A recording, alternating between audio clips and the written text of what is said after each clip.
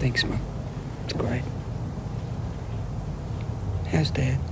Oh, he's coming along, love. Are you sure you're all right? Of course I am. Oh, you mustn't worry. I'm managing fine. I'll make it up to you, Mum. I promise I will. I'll pay you back for everything once I get home. It won't be long now.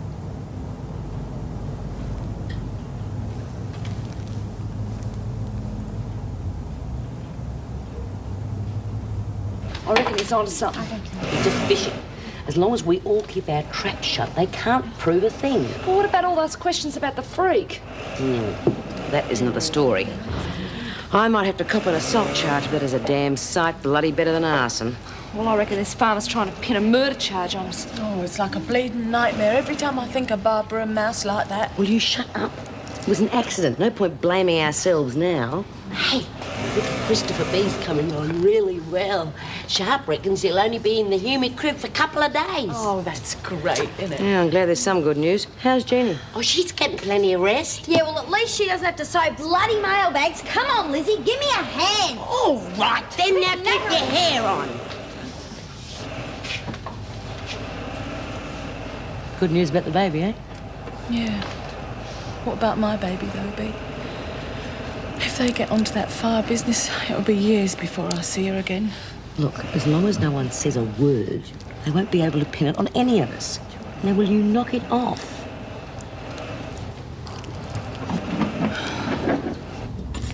Well, do we pass muster? Miss Bryant, there are 23 items here which are substandard and will need... 23? They can't be. Let me see that list. What the hell is this exit signs, grease traps? All of this was checked and approved before we even got our license. Yes, well, I wouldn't worry too much, Miss Bryant. You've got 7 days to make the corrections. Morning. 7 days? Hell, it'll take 7 bloody years before I get any money for this. Oh, I'd like to get my hand on the person that dobbed us in. I bet I know who it is. It's Alan's father. Mr. Jeffries? No, he was upset, but he He's wouldn't... mean and petty, and he's trying to get back at me. Oh, I'm sorry, Judy. I brought you nothing but trouble. Don't say that, Sarah. I mean, Mr. Jeffries probably had nothing to do with it. Ha-ha, full house. Jackson Sevens. Thank you. Let's take a break. We'll get some sandwiches. Yeah.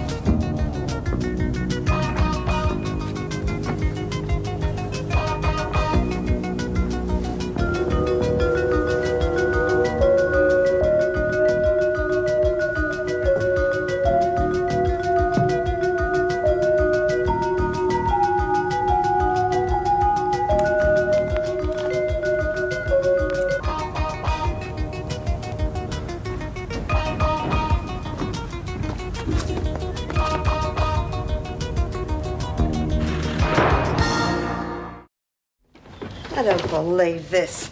Door to the kitchen area, 3 centimeters too narrow. I mean, the nerve of that guy. Well, that's just silly. How can they expect you to change the width of the door? They can and they do. I rang the council after Nicholas left. They graciously consented to give me 3 more days. Oh, but that's crazy. How are you going to widen the door without tearing the whole wall down? Well, you can't, and even if you could, I mean, we couldn't afford it. Oh, God. What happens if you tell him to get stuffed? It'd be stupid. What a mess.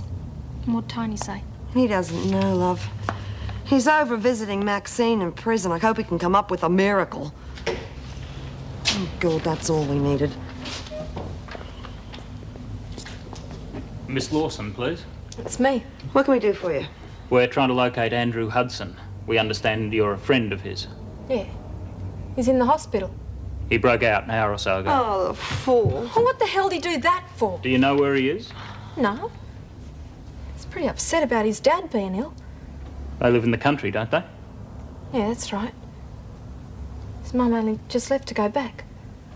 Well, seems like that's the most likely place for him to turn up then. But if you should happen to hear from him... We'll let you know.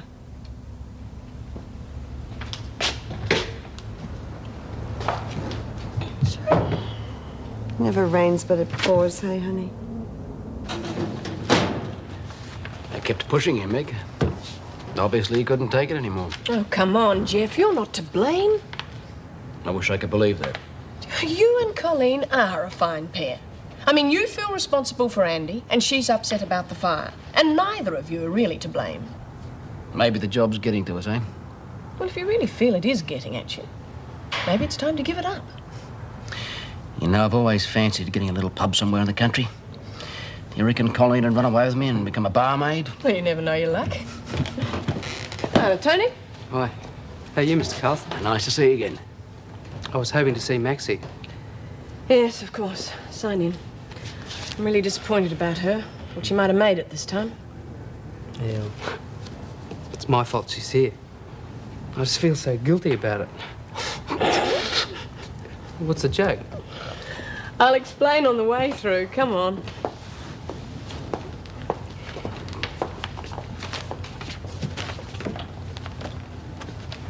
Well, then what about your parents? There must be something I can do. You can piss off and leave me alone. Well, then let me get you a lawyer. Your legal position's Legal hard. position? Why don't you stop talking like a bloody social worker, Tony? You ought to know me better than that. I'm beginning to think I don't know you at all. Why on earth did you go and get mixed up with Spud again? Money. What do you think? Sick of scraping through on the dole. Yeah, what do you care? I care? Oh, yeah? Well, you got a bloody funny way of showing it. I'm not talking about sex, Maxie. I mean caring for another human being. Okay, so I was a bastard, but why go and get yourself into this mess just to get back at me? You're really up yourself, aren't you? You don't think I was on the level about you and me, do you? Because it was only a bit of a joke. So don't kid yourself. I got my reasons for what I'd done. And you're not one of them. Yes? Yes? Right, got that. What else? Hi. Haven't seen Meg around, have you? Are you sure about that? Young Daniel's down to the work area. Shouldn't be long. Coffee. Great. Thanks a lot.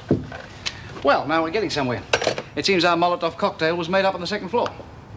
Well, how can you tell? We matched fibres from the fuse with material recovered from one of the cells. And you can tell which cell it came from? Yes, cell 3, East Wing. 3.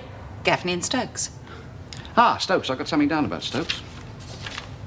Yes, here it is. According to this, Mrs. O'Regan's statement puts Stokes in the kitchen at the time the fire broke out. Which only leaves Gaffney. Oh, I might have known. Ah, yes. Gaffney, the hard case I saw this morning. I think we'd better have another little chat, without the other women knowing, if possible. It'll be a pleasure. Oh, that's the second bleeding nail I've broken on that sodding thing. I wonder how Jeannie's getting on. Lying back there being waited on hand and foot. Yeah, well, you'd want that kind of treatment too, wouldn't you, if you just had a baby? No, thanks. Think I'll stick to sewing mailbags. Gaffney, need someone for cleaning. I'll do it, Mrs. Power. I did this for a lark. I didn't ask for a volunteer. Come on, Gaffney. Bloody typical, isn't it? No one gives a stuff about what we want round here. Hey, Maxie, what did Tony have to say? Nothing. How is he, young fellow, love? Did you have a nice visit? Well, he's not worth knowing, Lizzie. I don't give a stuff about him. Go on, it's written all over your face. What? That you're mad about him. That's what.